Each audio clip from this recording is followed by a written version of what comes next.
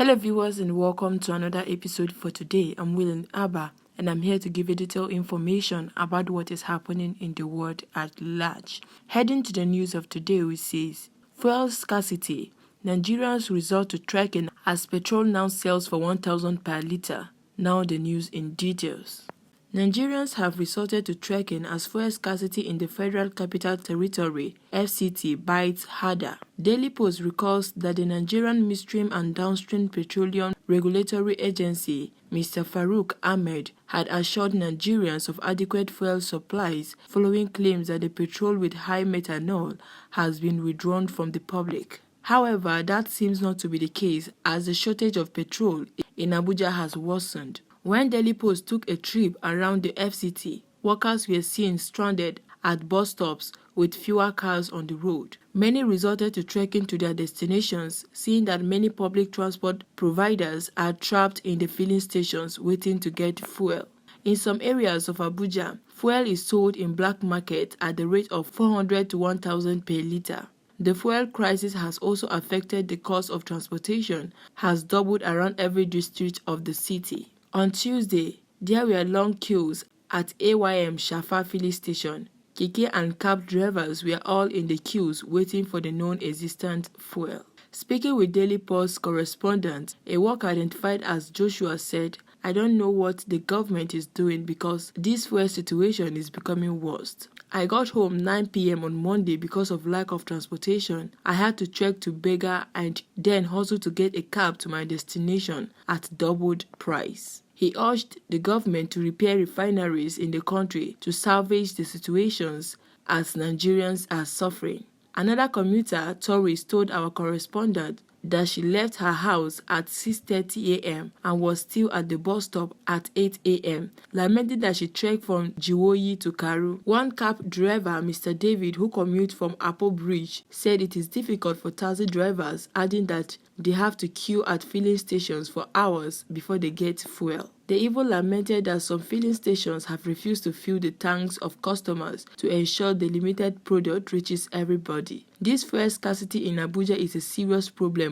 I spent almost 3 hours at the filling station in a queue, yet no fuel. Some people are saying fuel has finished. We have no option but to increase the transport fare. It will reduce once the fuel is available, he said. Mrs. Caroline, a market woman, said before she pays 200 for transport to the market but now pays 400 because she cannot afford to walk long distance. This fuel scarcity will affect our businesses because before you know it, suppliers will increase delivery of products. Buhari should help us. This country don't tire me. Alright, my people, that is it for the news. Well, I think the federal government have to do something urgently about this because it is not funny anymore. I can still recall during Jonathan's regime when Buhari was saying he's going to reduce the price of fuel, that is going to reduce it to 60-something naira per litre.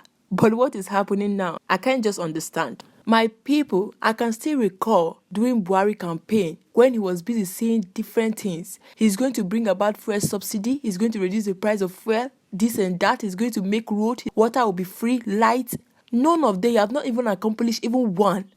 It's even worse than Jonathan regime. And if I may ask, how will workers go to their working places since there's no taxi on the road? Taxi have to queue in the filling station for hours, still no fuel. Businesswomen, businessmen have to trek. Some have to pay double price of what they are paying before for transportation to their business places. Then how did you think it will end up affecting the masses? Because everything have to be expensive. Well, I think the federal government have to do something as fast as possible because this is affecting the economy. Well, my people, we can all see for ourselves. This government have drawn Nigeria backward, not forward. So we know what to do. Well, the future of Nigeria is in our hands. If we want to scatter it, come 2023, we will scatter it. If we want to repair it, 2023 is the year to resolve all these problems. Well, my people, that is that for this. Heading to the other news we sees. 2023 elections, there will be trouble in Nigeria if PDP loses. Lamido. Now the news in detail. Former governor of Jigawa State, Alhaji Sule Lamido, has cautioned leaders and stakeholders of the People's Democratic Party, PDP, that if the party doesn't get things right ahead of the 2023 general elections, Nigeria will be in trouble. Lamido spoke on Monday during a meeting of the members of the National Working Committee, NWC, of the party with the past governors and some zonal leaders of the party in Abuja. The former Jigawa State governor focused on the need for the party to be properly organized, saying if we lose power, Nigeria will likely come to an end. Lamido noted that since your election, there have been expectations by Nigerians as to which way forward. The only party with the capacity, networking, and commitment in Nigeria politics is PDP. He continued, in 2023, PDP is being looked upon as to which way Nigeria will go. If we don't get things right in 2023, Nigeria will be in trouble. A developed party is the only way in which a government is formed. A party that is not properly organized, directed, cannot form a good government. That is why you see the APC, the party is not organized. A good party platform, organized, committed to Nigeria, will produce a very good government. A party which is in disarray and unorganized will spell doom for Nigeria like we are going through with APC. He described PDP as a single family and the only hope for Nigeria in 2023.